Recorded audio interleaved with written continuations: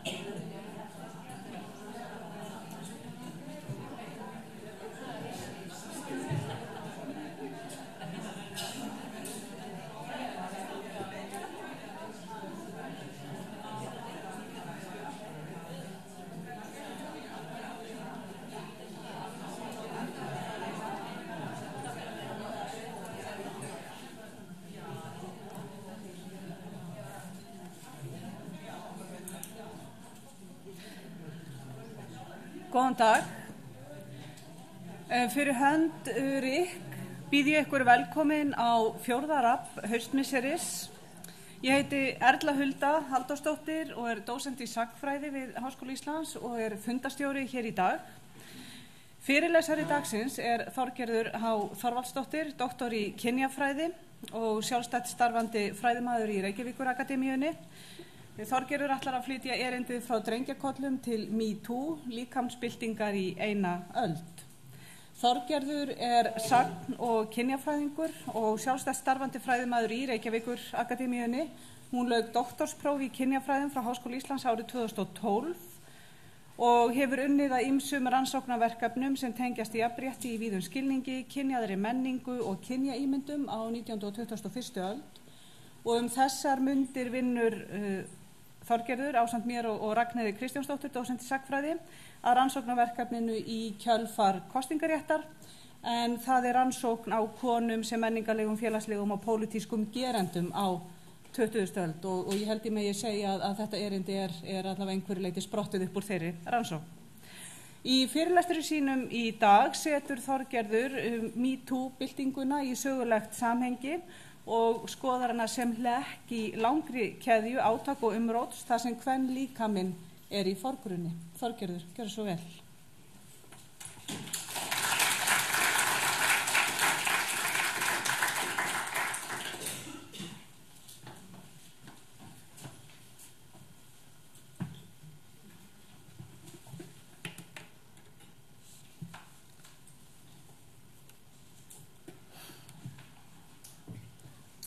Já, góðan dag. Í þessum fyrirlestri sem fékk titilinn Frá drengjakollum til MeToo, líkamsbyltingar í eina öld, ætla ég að teygja á MeToo umræðinni og setja hana í sögulegt samhengi. Miðlægt í þeirri umræðu og í kvennabaráttunni í heild auðvitað réttur kvenna yfir líkama sínum í víðasta skilningi eða líkamsréttindi, en það hugtakið sem ég nota hér. Og ég mun skoða sem sagt hvernig þá líkamsréttindi og gerendahæfni eða atbeina kvenna samtvinnast. Fyrirlesturinn tvískiptur. Í fyrri hlutanum stutt sögulegt yfirlit þar sem ég mun skoða 3 valdar líkamsbyltingar og í seinni hlutanum mun ég fjalla MeToo. Allt þetta byltingar sem að náðu til allra Vesturlanda en minn fókus verður á það hvernig það birtust hér á landi. Áskorunin sem ég stend frammi fyrir svo að reyna að púsla þessu saman og finna þráð sem að tengir þessar ólíku byltingar við MeToo. Og þetta alveg challenge, og svo að það sé sagt að þá þetta einhverju leyti samansafn að nokkrum ólíkum verkefnum sem ég að vinna að, sem ég núna búin að skella hérna í einn pakka og einhvern veginn að reyna að setja í heildarsamhengi. En sem sagt, líkamsbyltingarnar 3 sem ég ætla að skoða, það fyrsta lagi innreið drengjakollsins á 3. áratugnum, síðan mun ég skoða líkamsbyltingar 8. áratugarins og svo keðju líkamsbyltinga sem að spruttu fram og upp úr 2015, það sem að loka hlekkurinn síðan MeToo.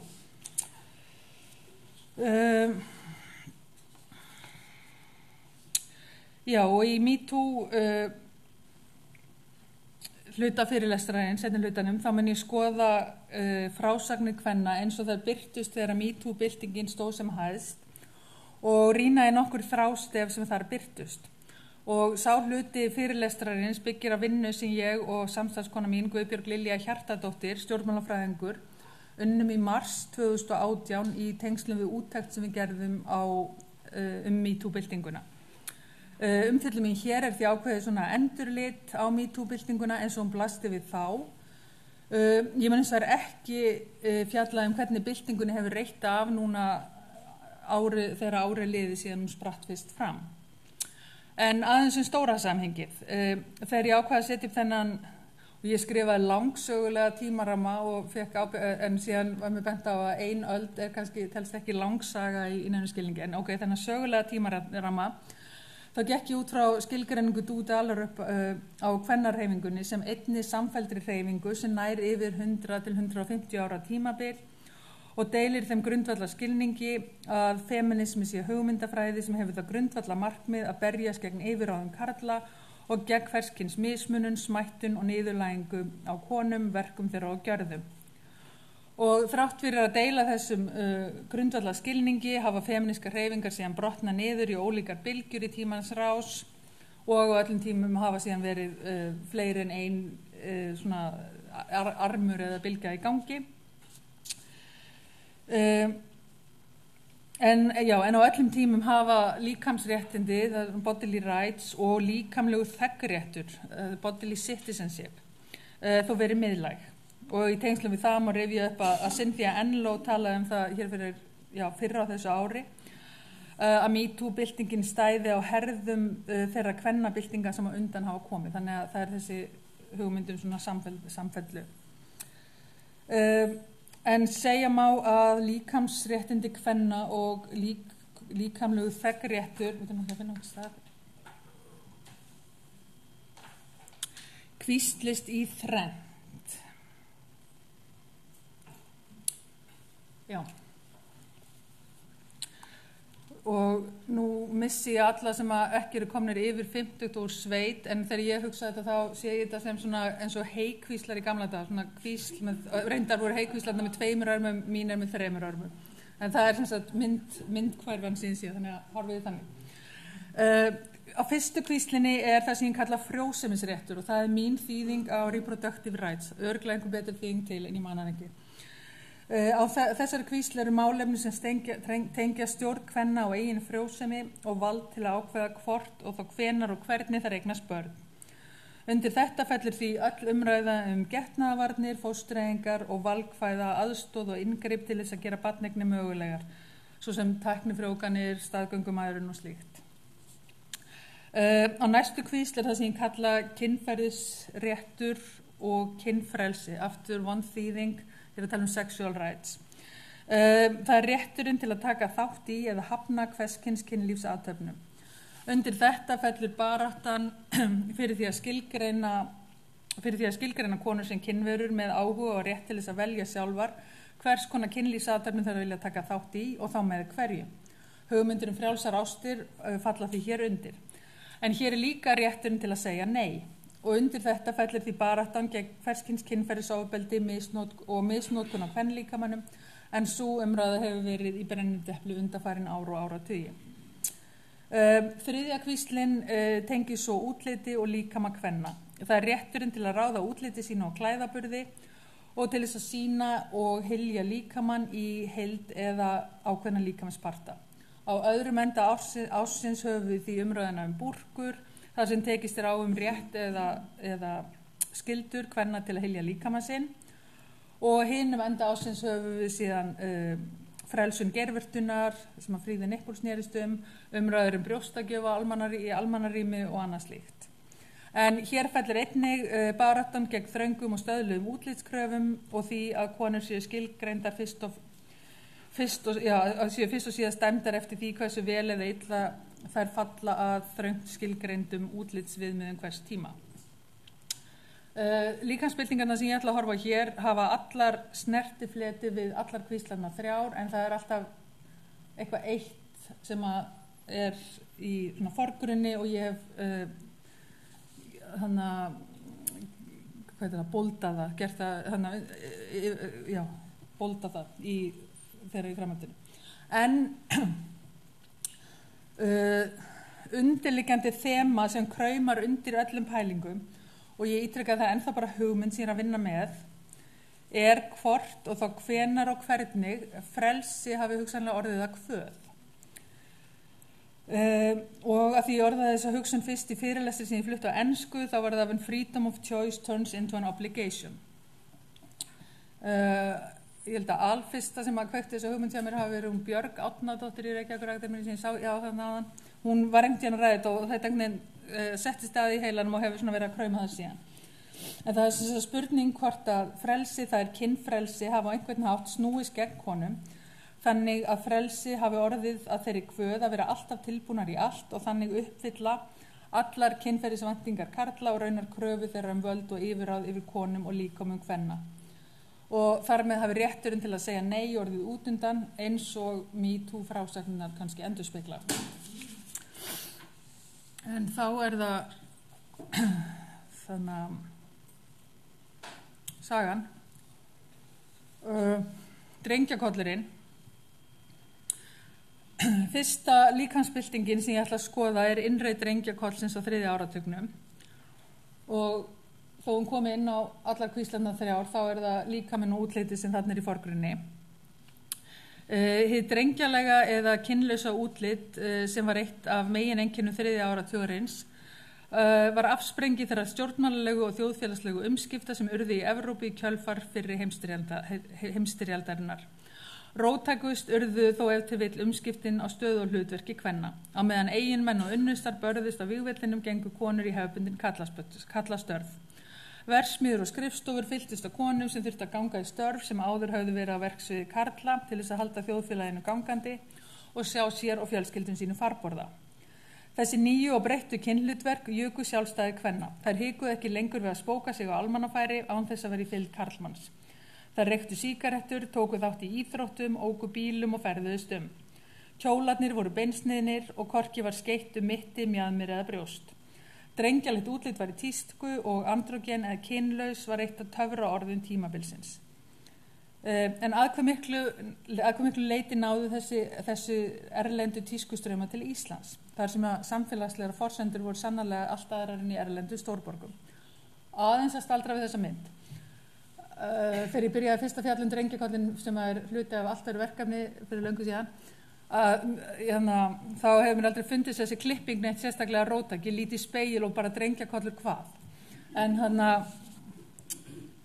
til að setja hlutin í samhengi. Þetta þetta allt myndir sem munu birtast í bók sem á leið í prentsmiðju sem ég og Bára Baldursdóttir, sagnfræðingur, höfum verið að vinna að sem heitir Krullað og klift, aldarsaga háreiðina á Íslandi og það sem fjallar hárgreiðslufæði og hárið.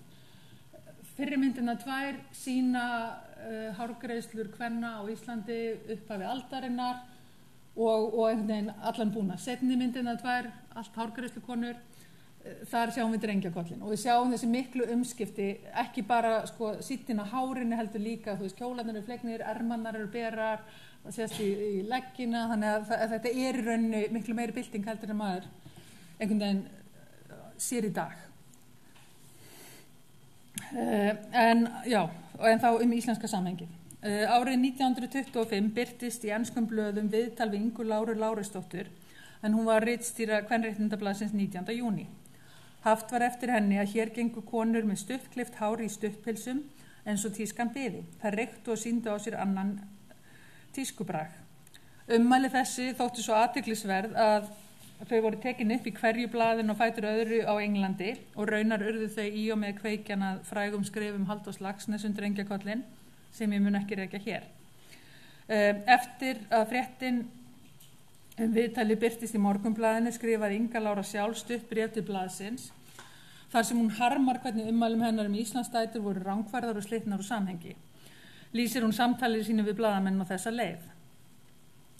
Þegar ég var spurð þessi lítilvægu tískuatriði svaraði ég sannleikanum samkvæmt að allt þekktist þetta hér á landi, að stúlkur hér fylgdu þessari tísku rétt eins og enskar stúlkur, just as English girls do.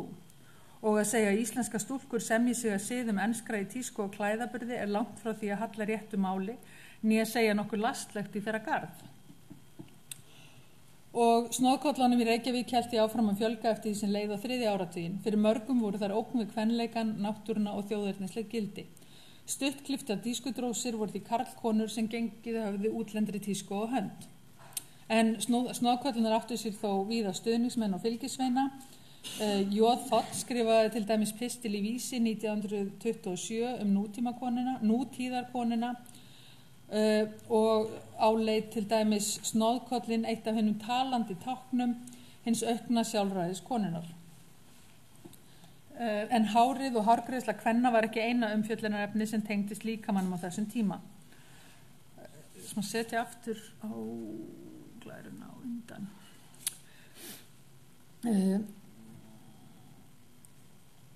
Annað eldfimt umræðefni sem fylgdi í kjölfar drengjakollins var umræðan kynlíf og getnaðarvarnir.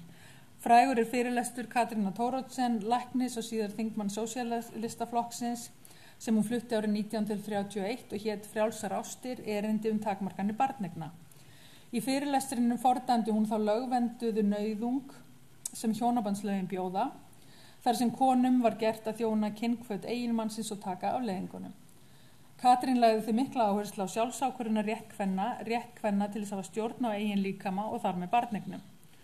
Andstæð rök sem sett voru fram á þessum tíma gegn takmörkun barneigna var að með því myndi karlar gera sífellt meiri kröfur til kynlífsþjónustu kvenna. Konur myndu sem sagt missa það tromp úr hendi að geta sagt nei af því þær vildi ekki vera þungaðar. Ein ötulasta talskona slíkra sjónarmiða á Íslandi var Guðrún Lárusdóttir þingmaður, en hún fordæmdi málflutning Katrínar. Hún taldi að með möguleikanum til að takmarka barneignir yrðu konur í vaxandi mæli fórnarlömb óvandaðra rosamenna sem gæti bent konum og stúlkum á lagaákvæði sem skylda hvaða lækni sem til að láta henni í té upplýsingar sem gera þeim mögulegt að halda áfram athæfi sínu ábyrgðalaust. Og þarna sjáum við kannski þessa hugsun að frelsinu fylgi kvöð. Það að segja með því að með frelsinu undan því að þungun væri alltaf yfirvofandi, kæmi nú svo kvöð að vera ávallt tiltækar þegar að karlar vildu kynlíf. Og til að enda þessa umfjöllun 3. og 4. áratuginn verður að nefna að þarna voru sett fyrstu íslensku lögin fóstureyðingar.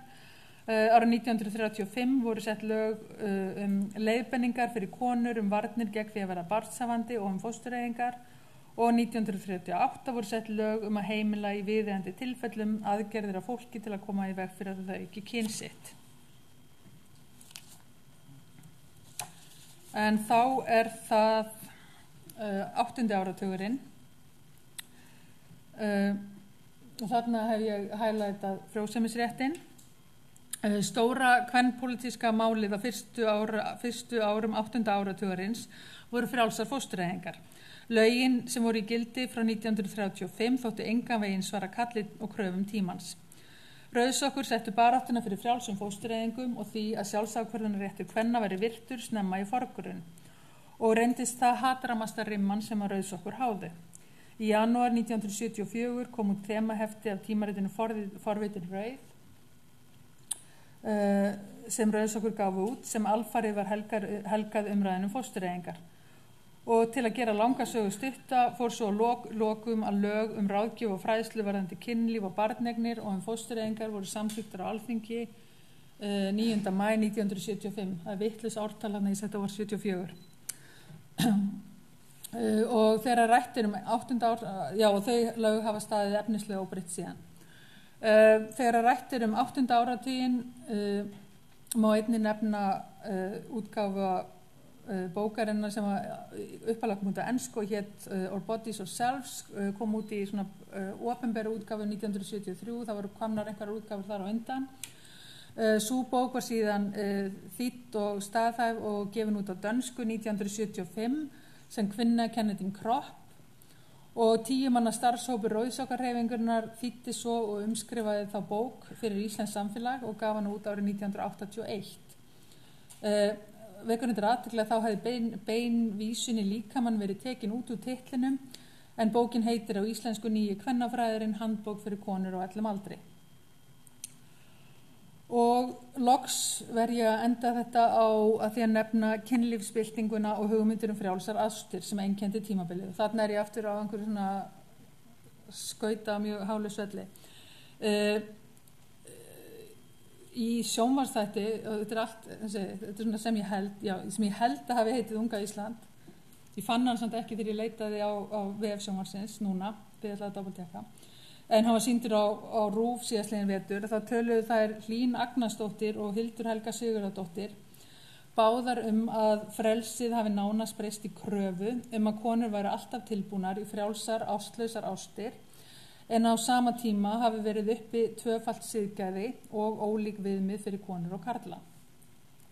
Þeir eru semst aftur komna með þessa pælingu hvort að frelsið hafi orðið einhvers konar kvöð og já, þetta eitthvað sem ég algjörlega á einhverjum núllpunkti með þannig að allar pælingar þar eru mjög vel þegnar í umræðanum hérna á eftir.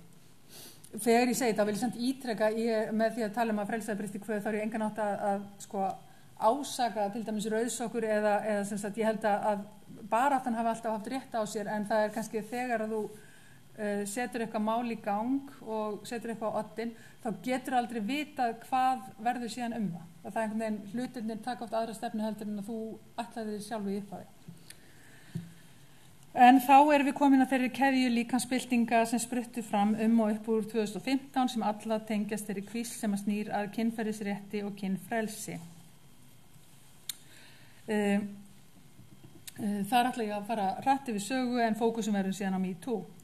Þótt íslenska MeToo-byltingin sé hluti af alþjóðlegri bylgju sem spratt upp í Bandaríkjunum í október 2017, þá voru hún einnig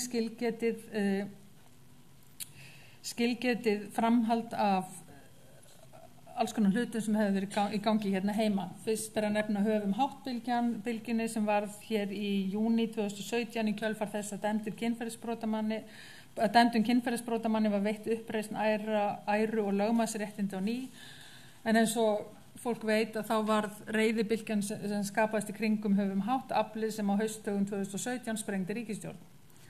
Og ræturnar lágu dýpra og teygðust lengra aftur í tímann. Þegar íslenska þjóðin fagnaði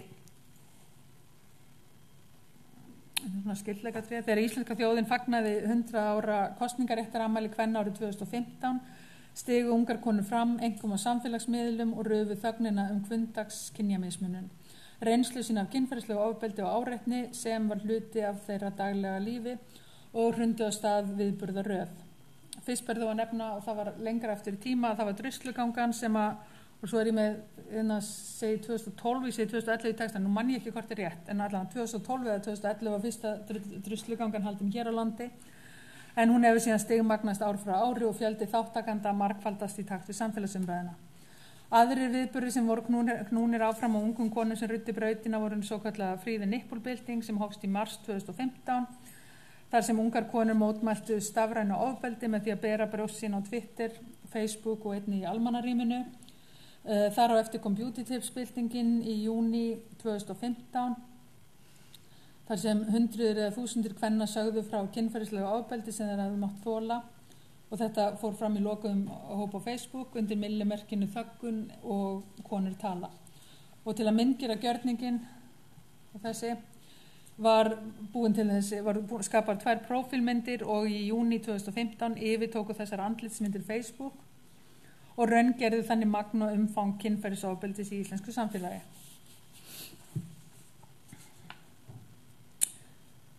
En þá er komið að MeToo. Upphaf hinnar formlegu MeToo eða ég líka byltingar hér á landi má rekja til þess að konur í stjórnmálum birtu 136 áreitni og ofbeldissögur undir millimerkinu í skugga valdsins þann 24. október 2017. Í kjölfari streymdu svo inn sambærilegar frásagnir og áskoranir frá konum í sviðslistum og kvikmyndagerð, konum í vísindum, konum innan réttarvörslukerfisins, konum í tónlist, konum í tækni, upplýsinga og hugbúnaðariðnaði, konum í læknastétt, konum í fjölmiðlum, konum í flugi, konum í menntakerfinu, konum í heilbrigðisþjónustu, konum í verkalýðshreyfingunni, konum í iðngreinum, konum í íþróttahreyfingunni, konum í prestastétt og konum af erlendum uppruna. Og í apríl bætti svo við frásagnir kvenna af ofbeldi sem þær urðu fyrir inn á heimilum eða í nánum samböndum. Þegar frásagnir kvennanna eru lesnar birtist ákveðin þemu eða þrástef sem ítrekkað hafa komið fram, þvert á hópa og stéttir.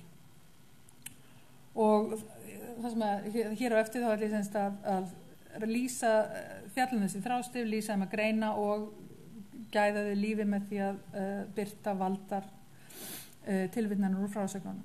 Og rétt að taka það fram að þessi hluti fyrirlestarins byggir algjörlega á vinnu okkar Lilju, þannig að við erum rauninni báðar höfundar þess sem hér kemur á eftir. Og þetta er fyrsta. Óþarfi er að taka það fram að allir karlar gerast ekki sekir um áreitni eða mismunun, en hins vegar verða nær allar konur fyrir því á starfsferli sínum og það er algjörlega óásættanlegt. Þessi staðhæfing sem birtist í áskorun Flugfreyja fangar vel eðli og umfang vandans enda komu sambærilegar fullyrðingar víða fram. Áskoranir kvennanna tiltóku flestar að kynbundið ofbeldi, áreitni og mismunun væri til staðar og starfsvettvangi þeirra, rétt eins og annar staðar í samfélaginu. Og gerendurnir eru alls konar. Þeir voru yfirmenn, stjórnendur, samstarfsmenn, þjónustuþegar, skjólstæðingar og aðstandendur. Enginn heldur því fram að allir karlmenn séu gerendur, það er hins vegar staðreynd en allar konur upplifðu einhvers konar áreitni og mismunun í einkalífi, starfi eða í daglegum samskiptum við annað fólk einhver tíman á lífsleiðinni. Konurnar sem stigu fram í MeToo-byltingunni lýstu niðurlægjandi athugasemdum útlit eða getu, þöggun, drottnunargirni, fyrirlitningu, vanþóknun, óviðeigandi bröndurum, yfirgangi, útilokun, lítillækkandi eða smættandi framkomu til að auðmýkja þær, kynferðislegri áreitni, andlegu og líkamlegu ofbeldi, nauðgun og því að lítið sé gert úr tilfinningu þeirra og réttindum til að setja mörk. Í frásögnum kvennanna einnig að finna dæmi hvernig þeim hefur hemst fyrir að hafa hátt, þær hafa neyðst til að hætta á vinnustaðnum, fá ekki lengur sjálfstæð verkefni, þurfa að þola hundsun, afskiptasemi og aðfinnslur á störf sín. Og fyrsta þrástefið sem við Lilja nefndum hið karllæga húsbóndavald og boðflennurnar. Konur á Vesturlöndum hafa á undanförnum áratugum haslað sér völl á vinnustöðum þar sem áður voru vígi karla. Í mörgum frásagnanna birtist starfsvettvangurinn sem rótgrái karlavígi þar sem karlar hafa húsbóndavaldið en konur eru boðflennur. Slík þemu voru til dæmis áberandi í frásögnum stjórnmálakvenna, kvenpresta, kvenna sem starfa í fjölmiðlum, kvenna innan réttarvörslukerfisins, kvenna í tækni, upplýsinga og hugbúnaðariðnaði og kvenna í iðngreinum. Stjórnmálakona lýsir því til dæmis ágætlega hvernig valdakarl með húsbóndavald náði að smætta hana og lítilsvirða með góðlátlegu gríni. Svo rakst ég á eitt sem ég þekkti aðeins, þingmaður flokksins, og ég fer og heilsa honum. Þá klípur hann í nefið á mér og segir, hvað segir þú, stelpa? Og skyndilega fór ég úr því að vera valdeld 36 ára kona í að vera 12 ára niðurlag stelpa. Dæmi rótgrói karlavígi, þar sem að karlar hafa deilt og drottnað í 1000 ár, íslenska þjóðkirkjan. En rúm 40 ár liðu síðan fyrsta konan fekk inngangu inn í en helgu vé, án þess að vera þangað komin til að þrífa eða fæja. Kynjatengsl í prestastétt hafa mótast að þessari fjarveru kvenna. Frásagnir kvenprestana vitna að sumir karlprestar telja sig að hafa húsbóndavaldið en þær eru boðflennur sem trufla samkomuna. Samanber þegar karlprestur á prestastefnu spyr hvað heitir þetta og bendir á nývíðan kvenprest. Og karlpresturinn sem leit á kvenkyns kollega sinn sem skúringakonu og sérlegan aðstofamann. Og þá það sem við köllum áþján hinna kvenlegu stétta. Í hefðbundnari kvennastéttum eins og hjúkrun og kennslu þar sem konur eru sannarlega á heimavelli áreitni og lítilsvirðing engu að síður oft hluti af starfsumhverfinu. Konur á heilbrigðissviði lýsa káfi, strokum, óviðeigandi og ruddalegum athugasemdum útlit þeirra og kyn frá samstagsfólki, sjúklingum og aðstandendum. Kvenkyns hjúkrunarfræðingar eru smættaðir í litlar stelpur sem þurfa bara að vera sætar og sexy til að geta hjúkrað. Þær upplifa niðurlægjandi tal, karlkyns sjúklingar káfa á þeim og grípa í brjóst og kynfæri. Karlkyns sjúklingar eru jafnvel afsakaði með því að vera undir áhrifin lyfja eða með Alzheimer á byrjandastigi. Það ungu hjúkrunarfræðingarnir eiga bara að venja slíkri hegðun. Og ein hafði þessa sögu að segja. Hafði verið á formlegum stofugangi að ræða við sjúkling á sann sérfræðilækni og deildarlækninum og sérfræðilæknirinn segir við sjúklingin, eldri mann, þú ert heppin að hafa svona sæta stelpu til að stjana við þig og leyfi mér ekki að komast að til að ræða meðferð sjúklingsins. Þar gerði hann lítið úr mér fyrir framan alla. Mér leið illa og fann að hann leit ekki einu sinni á mig sem fagmann eða jafningja og vildi ekki heyra hvað ég hefði að segja. Önnur rótgróin kvennastétt sem hefur stigið fram eru flugfreyjur. Í áskorun sinni benda þær á að enn sé miklar leifar af kynjamisrétti, stéttskiptingu og hlutgerfingu flugfreyja sem óprófnir aðilar notfæra sér til að lítillækka, misnota og áreita konur innan stéttarinnar. Flugfreyjur hafa þurft að þola kynbundna og kynferðislega áreitni af hálfu flugstjóra, flugmanna, flugþjóna og farþega. Og þá það þekkt rándýr eða dólgar og hinir meðvirku. Alvarlegt vandamál sem stjórnendur eiga erfitt með að taka á eru þekktir vinnustadólgar eða rándýr, predators, sem að virðast fyrirfinnast í flestum fagstéttum.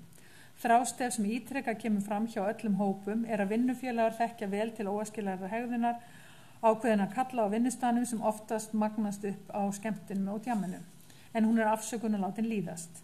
Nýtt starfsfólk á að sætta sig við óþolandi framkom og venjast henni.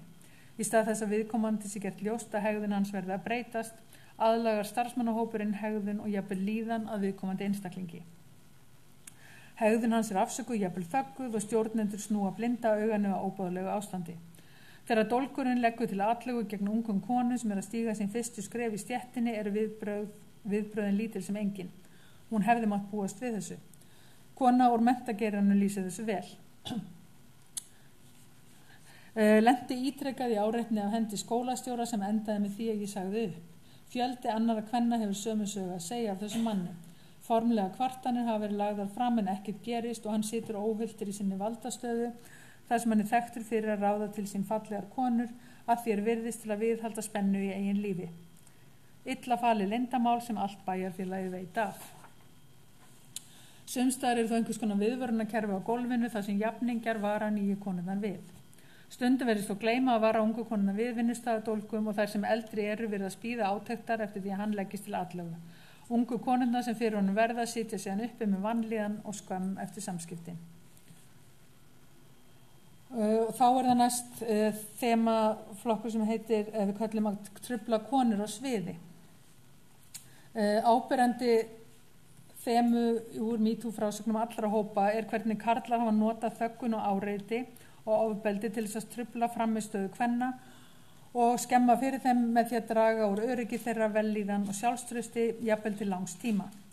Dæmi er að konur í lögmennsku séu niðurlagðar og reynt að slá þar út af laginu í réttarhöldum með kynbundnum athugasemdum. Og í frásögnum fjölmiðlakvenna mátti finna dæmi þar sem karl truflar konu sem er í beinni útsendingu í sjónvarpi. Þá gerist það ítrekað að reynt að trufla, hrekkja, káfa á leik og söngkonum rétt áður en þær eiga að stíga á svið eða jafnvel þegar þær eru að leika á sviði.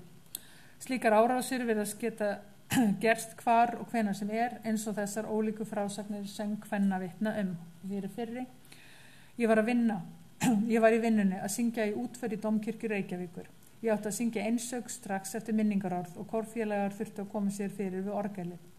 Ég var síðust í hópnum til að yfirgefa kirkjulofti þegar karlmaður úr kórnum snýr sér að mér. Þegar hann sér að allir eru komnir úr augsýn þá króar hann mig af upp að vegg. Hann lagði lóan af veggnum. Nokkrum sekundum síðar er hann komin tungun á bólakaf uppi mér og komin með hendurnar á mig. Ég hafði sem betur fyrir styrk til að slíta mig út úr þessum aðstæðum og flýtti mig niður til að ná að syngja mitt. Og hitt líka söngana aðstæðnar allt aðrar en þema saman. Ég var söngana í hljómsveit á ónefndum bar. Það var ekki fullt en ágætis mæting. Fremst koma sér fyrir nokkri menn sem öskruðu við músíkina allt það sem þeir ætluðu sér að gera við mig. Ég heyrði það. Við heyrðum það öll. Ég á erfitt með að halda takti. Ég er hrædd. Ég gef þess ekki athygli og held áfram, þá breytast köllinni í hvað ég sé ógeðsleg. Þeim var ekki vísað út en ég fekk klappa baki fyrir að klára. Brenglað. Og þá er það eitthvað sem köllin kynjaður og stéttbundin valdapíramídi. Eitt af því sem frásagnirnar hafa leitt í ljós eru ólíka birtingamyndir, áreitni og ábeldis eftir því hvar viðkomandi stattur í hennu kynjaða og stéttbundna valdastiga. Körlum sem eru ofarlega eða efst í valdapíramítanum á vinnustöðum sínum svo sem flugstjórum og læknum reynist auðvelt að gera lítið úr kunnáttu annarra starfstétta og dæmi að kollegar taki þátt með þöglu samþykki í stað þess að grípa inn í atburðarásina. Það kynbundna misrétti sem háskólamenntaðar konur verða fyrir á sér því oft annars konar birtingamyndir en konur í valdaminni stéttum upplifa. Oft verður óviðandi hegðun og klúrar athugasemdir hluti af daglegri hvundagskynjamismunum. Kona úr réttarvörslukerfinu sagði til dæmis frá því að einn úr hópi lögfræðinga heilsaði henni og örugglega fleiri konum með orðanum hvernig ertu í henni? Hún lýsti því hvernig hún reyndi að djóka sig gegnum það fyrst en lét sig eins og hún heyrði það ekki. Og þá frásögn konu úr tæknigeiranum lýsi því vel hvernig áreitni yfirmanns var hluti af djam og vinnustafmenningu í fyrirtækinu sem var látin og á talin. Ég starfaði í hressu og skemmtilegu tæknifyrirtæki þar sem starfsmenn brugðu sig gjarnan saman á barinn. Yfirmaður minn var gjarnan með og fór fljótlega að sína mér óeðlilega athygli, hringja í mig seint að kvöldi og senda mér skilaboð. Þessi hegðun sýndi hann mér og mörgum öðrum konum sem þarna unnu. Þetta var alkunna án þess að stjórnendum þætti tilefni til að grípa inn í. Sjálfur datt mér ekki í huga að gera athugasemdir við þetta en það var svo frábær mórall. Og þá er það þema sem við kallum lærimeistari verður kvalari. Ungt fólk sem er að stíga sín fyrstu skref á vinnumarkaði sem stundar íþróttir, er í listnámi eða að hasla sér völl innan fræða og vísindaheimsins, er í sérstaklega viðkvæmri stöðu gagnvart þeim sem leiðbenna þeim þjálfa og að kenna. Í því samhengi hefur fyrirbærið lærimestari sem kvalari eða mentor as tormentor orðið til. Áberandi þemu í frásögnum íþróttakvenna eru þannig valdamismunun þar sem þjálfarar misnota stúlkur sem að æfa og það er jafnvel enn á barnsaldri. Í mörgum tilfellum eiga þær ferilsin og frama undir karlmönnum sem gerir valdamismununa enn áþreifanlegri. Fyrir íþróttakonur getur það að stíga fram og kvartað þýtt endalok íþróttaferils þeirra. Þá lýsir kona innan heilbrigðisgeirans því hvernig það er að vinna náið með samstarfsmanni sem hefur sérfræði þekkingu á þröngu sviði. Starfsframi hennar er undir því komin að samstarfi gangi vel en ástandi verður óbærilegt eftir að sérfræðingurinn er valdi á henni með langvarandi áreitni og jafnvel ofbeldi. Hún berst við kvíða og hegðun hans hefur alvarleg áhrif á líðan hennar. Og sumstaðar virðist kerfisbundi niðurbrot verið hluti af reglulegri þjálfun eins og nemendur í sviðslistum greindu frá. Og hér er tilvitnunin eina það. Í ykkar augum var ég kynlífsleikfang, ljóskan sem átti káfa á, þessi sem átti senda klúrskilaboð í tíma og ótíma innan sem utan skóla til þess að þið gæti svalað ykkar eigin fýsnum. Þið lituð á frelsi til að níðast á mér sem sjálfsagðan hlut og vissuð upp á hár hvernig þið gæti misnota valdastöðu ykkar gagnvart mér. Þið tókuð allt sem ég átti af sjálfsvirðingu í leiklistanámi mínu. Og þá er það síðasti flokkurinn og það er margþætt mismunun, skörun, sexisma og rasisma. Hugrekki þeirra erlendu kvenna sem hafa risið upp og lýst mansali, nauðgunum, andlegu og líkamlegu ofbeldi, nauðung, mismunun og niðurlægingu og í ofanalag áhuga og afskiptaleysi samfélagsins alls hafa vakið aðdáun þjóðarinnar. Stutt frásögn erlenda konu lýsir eitruðu andrúmslofti á vinnustað þar sem kvenfyrirlitning og útlendingahatur tvinna saman í daglegum samskiptum. Og hún segir, í mínu vinnunni var bara mig og 2 karlmenn. Þeir meiða mig ekki með höndum en með orðum. Þau segja stundum heimsk, útlensk hóra og tussa. Ég veit hvað það þýðir. Ég vil ekki að þau segi svona, en ég vil ekki öskra í vinnunni. Ég geri það heima. Frásagnirnar vitna margþætt og gróft ofbeldi á vinnumarkaði í einkalífi og í persónulegum samböndum. Til viðbótar standa þær frammi fyrir afskiptaleysi, fordómum, skilnings- og þekkingarleysi frá hinu opinbera, eins og lögreglu, barnaverndaryfirvöldum og öðrum þeim sem eiga standa vörð þolendur ofbeldis og misnotkunar en snúa blinda augana þessum hópi kvenna. Frásagnir erlendu kvennana eru áminning og mikilvægi þess að vera meðvitið og vakandi fyrir því hvernig samtvinnun mismununarbreyta virkar í raun og veikir stöðu þeirra sem hafa margþætta mismununarstöðu. Og það sem gerir þær sérstakar er ekki einungis í grófa og margþætta ofbeldi sem þær lýsa, heldur þöggun og undanlit samfélagsins alls. Það segir mikið veika stöðu þessa hóps að konur deildu reynslu sinni í 660 manna lokuðum hóp á Facebook og í kjölfarið voru 34 ofbeldissögur birtar. Það var hins vegar ekki nema 97 konur sem að treystu sér til að setja nafn sitt á áskorunarlistan sem var birtur opinberlega. Og þá var ég miklum vanda með að gera lokaglæru niðurstöðu en hún verður að vera, en þetta er bara svona alls konar sem ég hendi inn í lokin. Meira pælingar fyrir almennar umræður. MeToo hvað svo, við höfum séð bakslag en við höfum líka séð jákvæðar aðgerðir og einhvers konar umskipti, þannig að það eru alls konar hlutir í gangi. MeToo og tengslum við fortíðina. Lilja var að lesa þetta fyrir mér og sagði þetta sem er svona perlfestur á bandi, það sem að alls konar ræða saman og einhvern veginn perlufestin heldur bara áfram. MeToo er ekki síðasta byltingin sko. Og svo þetta varð kynfrelsið að hvað frelsi kalla alltaf verið engi mörg, en já, nú hef ég lokið málinu. Takk fyrir.